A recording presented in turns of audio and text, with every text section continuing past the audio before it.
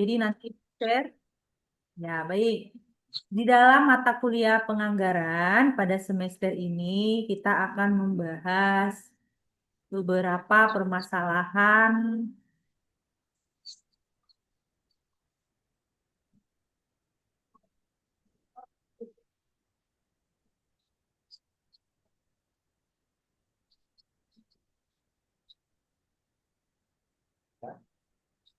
Nah, kita melanjutkan materi yang di PPT yang sudah diberikan. Di slide kedua satu itu ada mengenai keunggulan.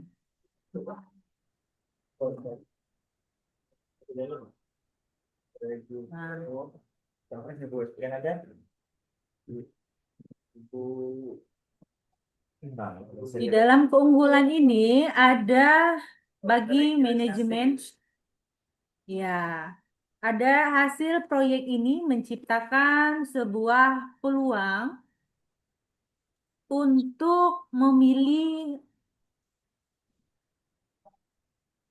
rencana yang paling menguntungkan untuk dilaksanakan. Dalam menyusun anggaran diperlukan analisis yang sangat teliti terhadap setiap tindakan yang akan dilakukan. Analisis ini sangat bermanfaat bagi manajemen sekalipun ada pilihan untuk tidak melanjutkan keputusan tersebut. Dan anggaran merupakan penelitian untuk kerja sehingga dapat dijadikan patokan untuk menilai baik buruknya suatu hasil yang diperoleh. Nah, anggaran juga memerlukan adanya dukungan organisasi yang baik sehingga setiap manajer mengetahui kekuasaan, kewenangan, dan kewajibannya. Dan mengingat setiap manajer dan atau menyelia dilibatkan dalam penyusunan anggaran, maka memungkinkan terciptanya perasaan ikut berperan serta. Nah, jadi ada mutu ya di dalam membuat sesuatu itu.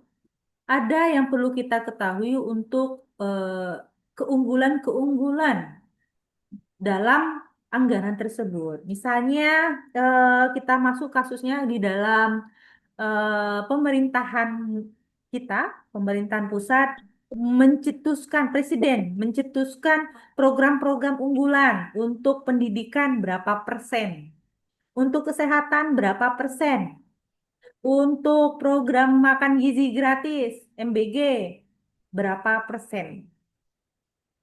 Nah, untuk subsidi BBM berapa persen. Nah, di dalam menentukan berapa persen itu memerlukan strategi-strategi di dalam kerjaan. Nah, kenapa diperlukan? Karena di dalam untuk menentukan anggaran itu ada juga sisi lemahnya di dalam keputusan. Nah, kelemahan di dalam anggaran itu karena anggaran itu disusun berdasarkan estimasi permintaan efektif, kapasitas produksi, dan lain-lain, maka terlaksananya dengan baik kegiatan-kegiatan tergantung pada ketepatan estimasi tersebut.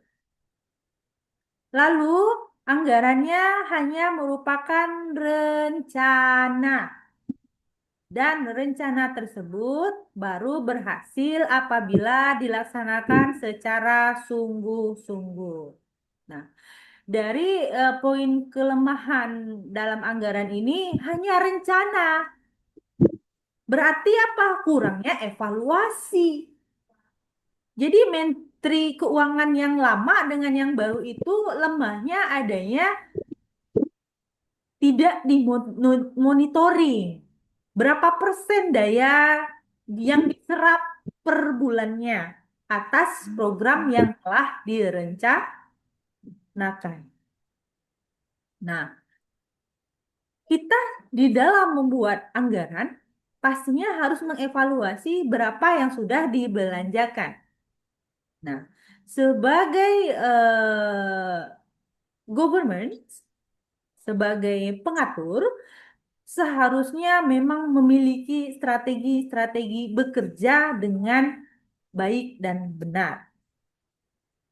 Benar saja belum tentu baik, baik saja belum tentu benar.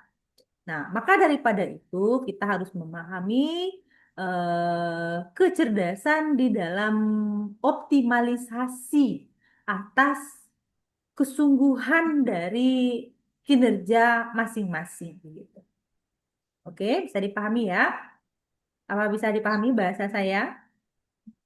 Oke, kita lanjut. Anggaran ini hanya merupakan suatu alat yang dipergunakan untuk membantu manajer dalam melaksanakan tugas-tugasnya, bukan menggantikannya. Misalnya kita ini lagi duduk di perbankan. Misalnya kita lagi duduk di komisaris Bank BRI, ya kan? Kita sudah menentukan modal kita rapat di tahun lalu untuk belanja apa saja dari segi kredit. Kredit kita untuk program KUR sekian triliun. Untuk rumahan sekian triliun dan sekian unit. Nah, di akhir tahun bulan September kita mendapatkan tambahan modal dari pemerintah 50 triliun. Dari 200 triliun ya. Kita mendapatkan porsi 50 triliun. Nah, maka daripada itu kita harus menggunakan tambahan modal ini di dalam membuat rencana anggaran belanja suatu perusahaan. Nah, jika kita memberikan semuanya ke dalam program KUR, tetapi kita lagi membutuhkan proyek perumahan. Nah, ini akan direncanakan berapa persen yang akan dibagi-bagi. Mana yang lebih kayaknya memiliki daya jual yang tinggi akan kita arahkan terlebih dahulu. Makanya Bank BRI bilangnya saat ini udah habis 50 triliun. Padahal eh, anggaran segitu seharusnya menyentuh ke debitur-debitur yang bergerak dalam perdagangan kecil. Kalau misalnya bergeraknya di perdagangan infrastruktur dengan modal perusahaan PT-PT itu tidak akan cukup. Duit 50 triliun pun mungkin tidak akan cukup. Nah, jadi menganalisa kebijakan itu diperlukan. Tidak hanya ditentukan, tetapi kita juga dapat memberikan analisa. Agar apa? Kebijakan-kebijakan yang dilakukan oleh kementerian-kementerian itu harus terbaca statistiknya. Jika tidak tertulis statistik, semua hanya narasi dan itu adalah kebohongan. Jadi data itu adalah fakta. Begitu. Ya. Jadi itu maksudnya anggaran hanya merupakan rencana. Dan rencana tersebut baru berhasil apabila dilaksanakan secara sungguh-sungguh. Itu statement dari kelemahan anggaran. Nah, anggaran hanya merupakan suatu alat yang dipergunakan untuk membantu manajer dalam melaksanakan tugas-tugasnya, bukan menggantikannya. Nah, jadi kita itu punya indikator, begitu ya. Jadi kalau orang mau jadi manajer itu harus bisa mengukur berapa kebutuhan dari A, kebutuhan B, apa yang harus dihemat, apa yang harus ditekan, maka di dalam merumuskan anggaran harus bisa menentukan, menimbang dan memastikan. Ya, dalam ibu-ibu juga perlu biaya dapur berapa persen dari pendapatan. Listrik, pendapatan tidak bertambah. Tidak boleh pemborosan. Targetnya berapa? 1 bulan 200. Itu target ada di dalam pencatatan rencana anggaran belanja rumah tangga. Lalu, kondisi yang terjadi tidak perlu 100%. Sama dengan yang diramalkan sebelumnya. Sebab itu hanyalah anggaran yang perlu memiliki sifat yang luas. Tapi kalau kita tidak membuat anggaran juga akan kerepotan. Jadi ibaratnya mama tuh punya banyak dompet. Dompet dapur lain, dompet jajan anak lain, dompet bayar cicilan lain, kayak gitu. Kalau digabung dalam satu rekening, nggak jelas, Bu. Pas jatuh tempo, duitnya habis. Aturannya kita ini tidak boleh jalan-jalan, karena tadi orang aja kita jalan-jalan. Padahal cicilan kita banyak. Nak bayar kendaraan, nak bayar rumah, ya kan? Nak bayar kredit furniture. Itu harus dipisahkan, tiap bulan harus berapa. Nah, maka daripada itu, anggaran ini jangan sampai terjadi defisit. Kalau defisit berarti itu goblok. Kenapa goblok? Orang ekonomi itu tidak boleh rugi. Kita harus menyisihkan uang kita berapa persen untuk investasi. Gitu. Meskipun hanya 5%, 2 sampai 5%, tapi tetap anggaran kita harus surplus. Seorang ekonom harus memastikan, menentukan di awal bagaimana anggarannya itu harus surplus. Jika rugi, defisit, defisit, defisit berarti goblok. Nah, faktor-faktor yang mempengaruhi penyusunan anggaran itu ada faktor internal, seperti rumah tangga, ya kita-kita, suami, istri, dan anak-anak. Lalu faktor eksternalnya apa saja? Banyak. Keadaan di pasar contohnya, ya kan? Terus lingkungan sekitar, RT, RW, lurah, lain-lainnya. Kadang kan ada cara sumbangan gitu. Nah, faktor internal ini data penjualan pada tahun-tahun yang lalu, terus kebijaksanaannya perusahaan yang berhubungan dengan masalah harga jual, syarat pembayaran barang yang dijual, terus promosinya, pemilihan saluran distribusi, dan sebagainya. 3, kapasitas produksi yang dimiliki perusahaan. Yang D, tenaga kerja yang dimiliki perusahaan, modal kerja yang dimiliki perusahaan, dan F, fasilitas-fasilitas lain yang dimiliki perusahaan. Yang terakhir, kebijakan-kebijakan perusahaan yang berkaitan dengan pelaksanaan fungsi-fungsi perusahaan, baik di bidang pemasaran, produksi, pembelanjaan, administrasi, maupun di bidang personalia.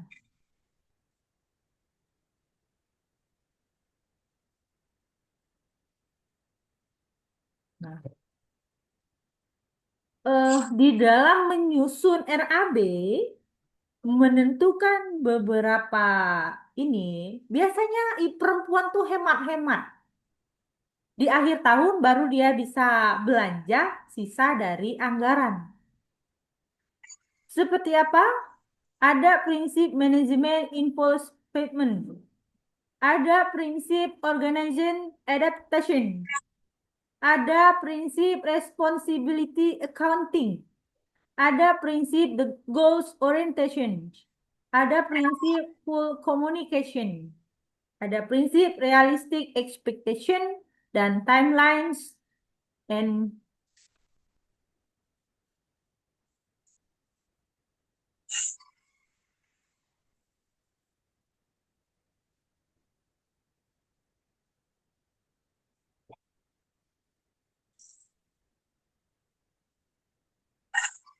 Dan flexible application terakhir reward and punishment. Prinsip-prinsip inilah yang membangun bagaimana perusahaan kita itu eh, maju, berkembang begitu. Nah, untuk saat ini ada yang ingin dipertanyakan terlebih dahulu?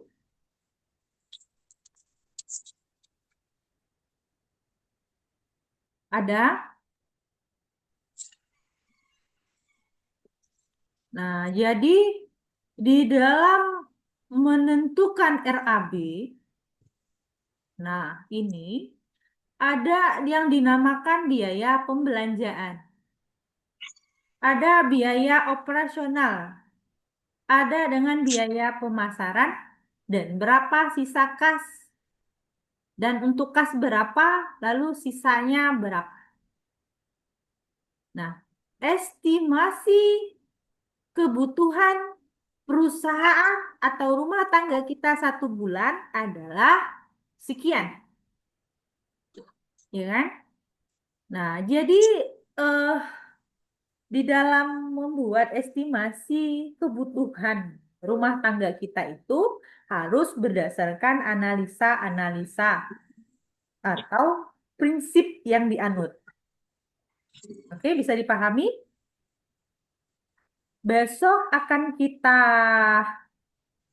tinjau bagaimana membuat rancangan atau rancangan anggaran belanja ini atau disebut dengan penganggaran menjadi efektif dan efisien. Jadi efisiensi biaya menekan biaya artinya harus tepat sasaran dan tepat guna. Dia tepat guna tetapi sasarannya itu tidak terkena juga tidak berdampak. Gitu.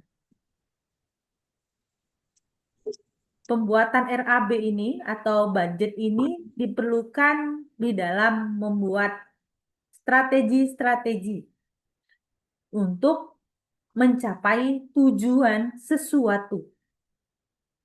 Nah, di dalam membuat visi, misi, dan tujuan, kita harus membuat budget-budget untuk ketercapaiannya. Jadi, sebagai seorang ekonom sejati, harus surplus anggaran. Kita harus mengetahui pemasukan uang dari mana saja dan diperkirakan titik minimumnya sehingga di titik akhir kita mendapatkan surplus dari rencana-rencana pembelanjaan yang dibutuhkan gitu. Nah, misalnya di dalam negara, kita harus tahu kemiskinan kita di tingkat pendidikannya apa. Kalau misalnya SD, SMP, SMA, berarti kita harus memberikan beasiswa yang tinggi. Maka kita perlu menggerakkan sekolah rakyat. Namun, jika kemiskinan berdasarkan dari tingkat pengangguran yang tinggi di tingkat pendidikan S1, maka kita harus membuka lowongan pekerjaan lebih banyak daripada subsidi pendidikan. Jadi data itu harus dipegang. Bisa dipahami ya? Oke, misalnya apalagi minyak sayur. Minyak sayur terlalu tinggi sehingga kita harus memberikan subsidi minyak sayur kepada masyarakat.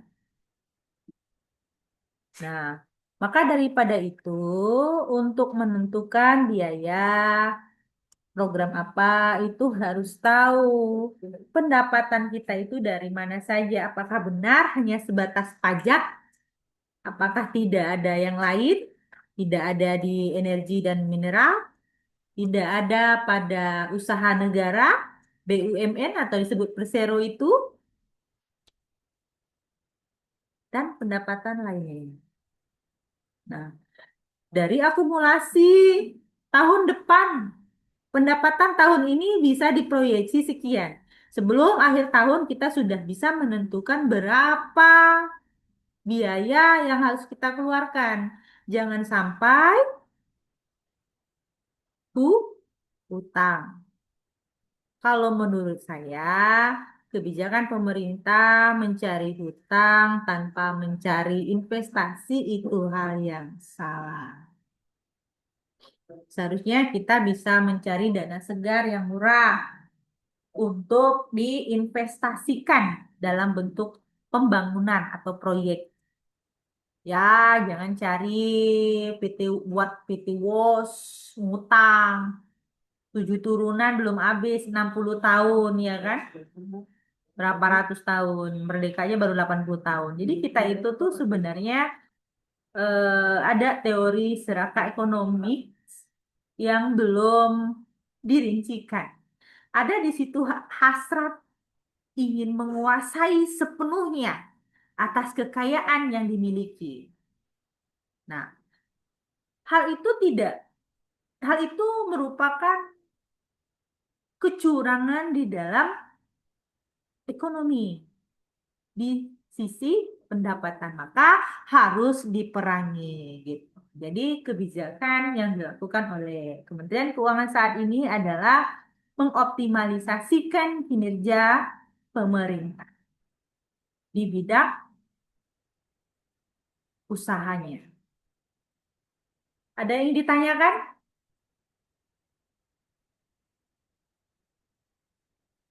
Kalau tidak ada, maka sebelum ini berakhir, saya memohon maaf jika ada kesalahan kata dari saya selaku dosen pada mata kuliah penganggaran. Meminta maaf yang sebesar-besarnya karena kekurangan adalah milik saya, kelebihan hanya milik Allah Subhanahu wa taala. Saya akhiri dengan wabillahi taufik wal hidayah. Wassalamualaikum warahmatullahi wabarakatuh. Waalaikumsalam warahmatullahi wabarakatuh.